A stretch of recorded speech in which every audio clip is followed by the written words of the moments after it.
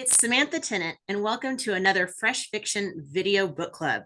Today, our guest is Heatherly Bell, and Heatherly has over 200,000 books that have been sold, multiple series with Harlequin, and her latest book, The X Next Door. See, that can be a bit of a tongue twister there. There's too many X's all in there. Just released at the end of July. And it is another book in her Charming Texas series. Heatherly, it's so great to see you. Thank you. Thanks for having me. Well, let's go all the way back. Tell me a little bit about how did you first get started writing? Because I understand that your first book was really back in 2010. Is that right? That's when I started writing it. Okay. I think. It took me like 16 or 17 months to finish my first book. It was hard, but I just said, no matter what, I'm just going to finish it, and start to finish. It took me that long. But my first book that was published was 2014. And that was, well, in the very same year, I published under another pen name with a small press. And I've since had the rights back to those books. And then I also published indie stuff as Heatherly Bell. So my first few books as Heatherly Bell were self-published. Yeah, so that's how I got started. Well, what was that transition like, going from an independent published writer to then writing for Harlequin? It was interesting. It's definitely a process. I like it because partly because I don't have as much control, so I can kind of give that up and just concentrate on the writing. So they really do everything for you. We create these art fact sheets on. We have our own portal and website, and we tell the people what our characters are supposed to look like, and we give them ideas of scenes and even what they're supposed to be wearing, just kind of suggestions. It doesn't have to be exact, but then they create the cover from that, and which is very helpful. The synopsis is always what people hate the most, I'm sure. You have to pretty much just almost write the book before you write the book. And when I first started doing that, it was a challenge to overcome, but now it's easier. I actually like writing the synopsis before I write the book. I find it easier that way. Really? Why is that? Well, once you've written the whole book, I think you're too close to it, and you're seeing too much of the details. For a synopsis, you basically want to kind of almost step aside and do big picture stuff, like sort of like their growth arcs, how they grow and where they start and how they change towards the end. So, and that's easier to see in a synopsis than when you're kind of writing the book yourself. I used to be a pantser, to where I would just kind of like follow the characters, because I'm between setting and characters. I'm definitely a character person. And I would just kind of follow the characters along. What are they going to do? When you put obstacles in their way, what makes them do this and what makes them do that? And it was a lot of fun. So I keep doing it. So did you find that your writing process changed than if you were a pantser primarily and kind of going with the flow, and now you tend to have that synopsis, which, like you said, it does give that big picture, but is it more, does it run through your brain the same way, or is it that you're filling in the blanks? Do you find that it's easier when you just sit down for X amount of time each day? Yeah, to be really honest, when I write an indie book, one that I'm going to self-publish, or even one that I'm going to try and query, I write the whole book first. I don't do that for Harlequin anymore, but if I were to want to go to another publisher, they would want the whole book to be finished. So I've done that before. And in that case, I am more of a pantser. So it really has changed my process, as you asked, because now I'm more cognizant of the things that I really need to be paying attention to as I write the book, as I sort of Mhm. pants the book. But I always have sort of like a beginning, a middle, an ending, and I'm thinking these are the changes that are going to happen. But it's not just an exact science for me. I know that Mhm. some people have these really lengthy and strict outlines, and they have everything plot point here, plot point there. I don't do that. I always figure that if something is in the right place, I can always fix it later. Mhm. Maybe it's a little bit more work, cut and paste, cut and paste. This should be here. And it creates kind of a domino effect for the rest of the story. So it's kind of a pain to do that. And I try not to, but sometimes it happens. Well, and then how does that tie into some of your series? Because you have some long running series. I mean, the Charming Texas books has, let's see, this one is number 8 of Yes. 9, right? And then you have, of course, I've got a lot of the copies of your Starlight Hills. Mhm. And so I think there's what, 8 8 of of 8 those things. also. Mhm. And then under your other one, uh, other writing name. I Mhm. know that that particular series has about 8 books in it. I mean, so how are you keeping track of all of those different series? Because I mean, even like your Montana Mavericks and the Fortunes Mhm. have multiple books. So how are you tying those details together and keeping things in line? Well, it's a little bit different with the Montana Mavericks and the Fortunes of Texas because that is a continuity that belongs to Harlequin, and we write those books as different authors. I'll write maybe book next year. I'm going to be doing book 5 and a new Fortunes of Texas series that's coming out, and so I'll have author book 1, book 2, book 3, book 4, and there's 6, I think, that come out at any one time, and, we have a very detailed plot that we Mm. follow, okay? So, we are given all the background, and we're given all the details, so if you've never read Mhm. any of the books, you kind of know who these people are. I mean, gosh, the Bible, the series Bible is about 30,000 words, so, like, Oh, about wow. 100 pages, I guess, long, something like that, so they're very detailed. Now, I don't have to read the whole thing, but I read my section, who I'm gonna be writing about, Mm-hmm. and everything is already there for me.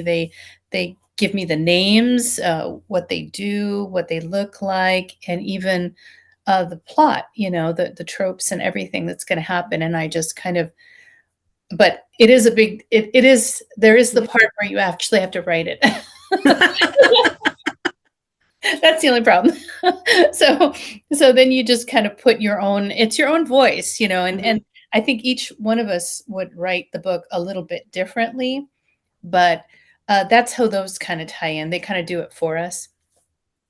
My books, I it's getting kind of difficult with Charming Texas because they're getting so long, but what I try to do, and I did this from the beginning, even though it's a 9-book series, I try to think of them in groups of 3, and so Mm-hmm. the first 3 were about these Navy SEALs that bought a bar and kind of restored it, and, each of them had a story in there and who they were and who they fell in love with.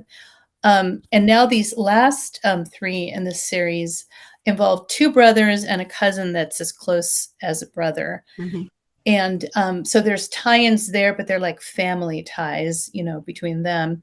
In the other books, well, the seals were like a family themselves, but it's the town really. And I created this little charming town that just is kind of has these all these special things in it. Like they have a a float boat parade, I can't even say it, snowflake float boat parade every Christmas, and they're in the Gulf, and, they all light up their boats and go through they have a big Christmas celebration that they do. They have all these little customs that they do in Charming, and in, let's see, this is yeah, the next Christmas book and also the other thing I do, I forgot, is every 3 books, the 3rd one is a Christmas theme. Mm-hmm. So the Mhm. first 3, the 3rd one, and then the 6th, and now this 9th one that's coming out after The X Next Door is called Overboard for the Holidays, and, it's gonna have, the 2 cousins are living next to each other, and they're having a little bit of a competition on who has the most lights on their house. So that was kind of fun. That's not the main plot, but it's just one of those side little things. But isn't that also part of I would think the fun aspect sometimes of writing some of these longer series, and especially where you have the interconnected characters, Mhm. right? Of where you can throw those little fun things and nuances in of the light competition, or here are little details about the brothers and sisters, or here is the family dynamic that kind of touches and comes up through multiple books. Yeah. And We try to bring it through. I try to bring those little crumbs through the series. I may miss a few things here and there because the thing of it is I do have a word count and a page count that I have to follow. So I gotta limit it to mostly the 2 people that are falling in love. And, there's always people that are secondary around them, like in these 2 books, it's the brothers and it's the cousin, but it's not everybody. I can't have everybody in there yeah. after you've written, like, 9 books. I just can't have everybody in there, but oh, I wanted to say too that I actually have a free online read right now at the Harlequin website, and it's connected to the Charming series. It is a couple that is not in the Charming series, Mhm. but I bring in the secondary characters from Charming that make appearances in there, and I'm talking about people from the first, even from the first book and on. Mhm. Again, can't put everybody in there, but I try to do that. There's too many characters. I am sometimes guilty of writing these enormous casts, and I you gotta cut back, and I learned how to do that the hard way. You gotta cut back. And have you had certain characters that have just really jumped out for you when you really started the series, who were then saying, "Oh no, you need to tell my story"? Oh, yeah, that always happens. I think in the that was the first 2 books, I mentioned, um, Cruz, who was a widower, and, he was part of the SEAL team, but they hadn't seen him for a while, and it was just going, "I know it's gonna be his story in the 3rd book." And so, 3rd book, it's a Christmas book, and he winds up that one's called A Charming Christmas Arrangement, and, he winds up, getting an accidental pregnancy, and he wants to marry her, and they do so actually for the insurance because she's a writer and doesn't have very good insurance, and he's former military. So they wind up, you know, falling in love, getting married because, they got a baby on the way. So that's another Christmas one. And I knew that I would have to tell Adam's story. I didn't know how I would do that because it seemed kind of sad because he was a widower. And it was tough to, and I know that you always want in these books to feel that the hero and the heroine are just meant for each other and there's nobody else ever that could ever do, right? But what do you do when somebody is a widower and he Right. he did lose somebody that he loved? So it's tough because you have this whole new the past is kind of behind him and you want to make sure in the book that you make it very clear that he's choosing this person and he's moving forward with his life.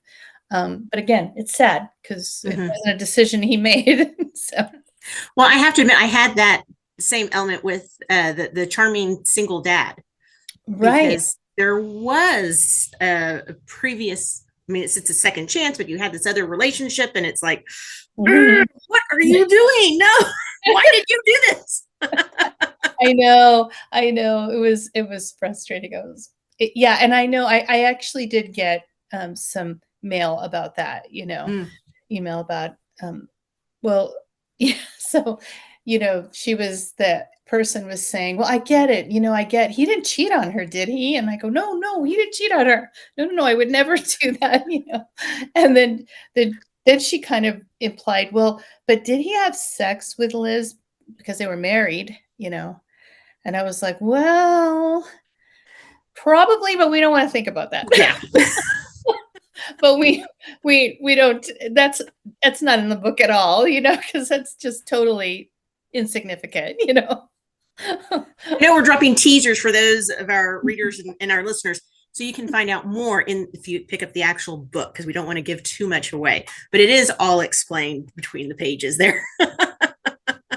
Yeah, I mean, I would never write a book where there's any cheating involved with the hero or heroine. No way. No, no, no. Not happening. Well, with the Charming books coming to with book number 9, the 9 series, and again with some of these other series that have been long running, the higher numbers, what's next for you? I mean, do you already have another set of books in mind, and are you? How does that next idea come for you? Is really where I'm going. Is it an idea for another longer series, or again, is it just an initial 3-book, which has the potential to grow? Where are you kind of getting that inspiration start? Well, right now I am actually staying in Charming, Texas. I have actually 3 more books coming in Charming, Texas. So I hope you're not sick of them yet, because there will be 12 at least altogether. And I hadn't really planned on 3, but I had an idea for one, which kind of dovetails off Overboard for the Holidays. Mhm. There's an idea for a secondary character, and I kind of put him in and said, "This is what I'll do next." But I thought it would just be 1 book, and so now they want 3 books. And so I was like, "Okay, we're just doing them in threes, that's what we do." So, I'm sure the number 12 will be A Christmas Story as well, but this next book, for Charming, I haven't even written it yet, so it's gonna be a while. But I've got that one. It's gonna be, a bodyguard romance. I think a lot of people like romances with bodyguards, and, so yeah, he's the bodyguard in this one, and she has a very overprotective dad that hires her a bodyguard. And the way he winds up in this kind of low key job is he was a little too enthusiastic with a client and got in trouble for it. So it'll be a fun one, I think, bodyguard stuff. But for the next books that I have coming, besides Overboard for the Holidays, um, I do have another Fortunes of Texas book coming. I think it's already up. It is already on pre-order. It's called Wedded to a Fortune, Mhm. and that one comes out in June of 2026. And it's a fun one. It is a drunk and married in Vegas by accident trope, which was Those a are tough. always fun. They're fun. They really are fun. But yeah, it was a tough one, and it's not just one. It's not one bed. It's one sleeping bag. They have to share a sleeping bag, so that's funny. That's a long story, but Mhm. that book is coming in May or June. I can't remember. Okay. And and then I also have a rom com coming, which is a little bit different than anything that I've done for Harlequin. It's called A Bookish Story, and it's about a ghostwriter who has to be the face of the best-selling book in the country because it was secretly written by a man, and he doesn't want Ah, his name out. He wrote it under a woman's pen name, which becomes clear later on why he did that. But when the book gets chosen for one of these morning groups, kind of like mhm. Reese Witherspoon or Good Morning America, when the book gets chosen, he has to do an interview, and so they want to hire somebody to do that, and she winds up doing that for him. And so it's an interesting story because it's a lot. Obviously, it's a lot about books, Mhm. and, but also a lot about writing. I tried to make sure not to make it for readers too boring about writing, because I think sometimes readers are interested in writing and what goes into Mhm. that and how it works. So there's that, a little bit of that in there. Well, maybe a lot of that in there, but mostly it's kind of the heroine's journey. The other way it's a little bit different from anything I've done before is that it's told in a first person point of view, only from the heroine's point of view.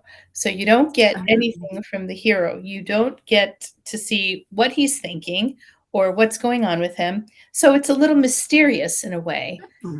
You can, I mean, you kind of get some of what he's thinking when, when he kisses her, you get that he's thinking some things. But beyond that, you don't really know exactly what's going on with him. Why did you do this? How did you get here? And so initially he tells her little bits and pieces of it until the end when she learns everything. So it was a fun book to write, and I that is coming out in March of 2026. March. Yeah, March. Okay, and what is the title for that one again? That one's called A Bookish Story. Bookish Story. Okay. Yeah. So you peel back the curtain a little bit of behind the scenes. So now I want to do that a little bit more with you with our fresh fiction facts. Okay. Don't worry. These are going to be fine. Okay. What is your fuel that keeps you going when you're in the midst of the writing cave? Coffee. Coffee. Coffee, coffee, coffee. Other than books, what is something that you own a ridiculous amount of? Oh my gosh. I guess I'd have to say shoes. All types of shoes, or more dress shoes, more sneakers? More dress shoes than anything, and I need to change that because I don't wear them as much anymore. But they're still very beautiful. And sometimes, believe it or not, I have some shoes that I don't wear. I just like to look at them. They're so beautiful. I would believe that. I have a pair of boots that I just have not been able to bring myself to get rid of because they're just so nice, even though they don't fit anymore. Yeah, that's it. They're beautiful. They're like works of art. So what are you going to do? Who would you most want to be stuck in an elevator with? That's interesting. Chris Hemsworth, I guess. Oh, I could go with that one. Yeah, definitely. Yeah. Yeah. Yeah, that's not a bad answer at all. Yeah, that's a good one. Either that or Henry Cavill. Also, I could support that choice. Yep. Definitely. Yep. Either way. All righty. Okay, bringing my mind off of them. Okay. You've been kidnapped. See, one I have you stuck in an elevator. Now I've got you kidnapped. But they're going to return you 2 hours later because you will not stop talking about what? Oh my gosh. This is a tough. I would have to say I would not stop talking about the last book I read or the last series I watched. And how sometimes I watch something or read something, but mostly watch, and kind of upsetting to me what happens in the story. The characters, they just kind of go off the reservation, and you're just like, why are you doing this? What are you doing? So I probably would be talking about that, whatever I just watched, and please stop. Please stop talking about it. What is the thing that you're most likely to forget when you're in a hurry leaving the house? To bring some cash. I never have any cash on me. Oh gosh, no, I can totally relate to that. Gee whiz. Always plastic. So, but you need to carry cash. You just do. So I forget. Yeah, and so many people probably don't even relate to this anymore, but I remember you always had to leave with at least a quarter in case something happened so you could use the payphone. That's right. Yeah. Now, granted, that definitely dates us, right? But yeah, it dates us for sure. What is your most dog-eared book? The one that you continually go back to for rereading, for pleasure, or maybe even for research?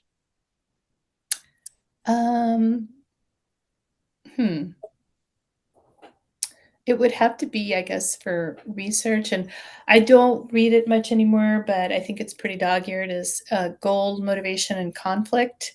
It's a book about, I think it's written by Deborah Dixon, I think. Hmm. She wrote that book and to demonstrate in a romance how you do goal motivation conflict. I think it's called Hmm. GMC.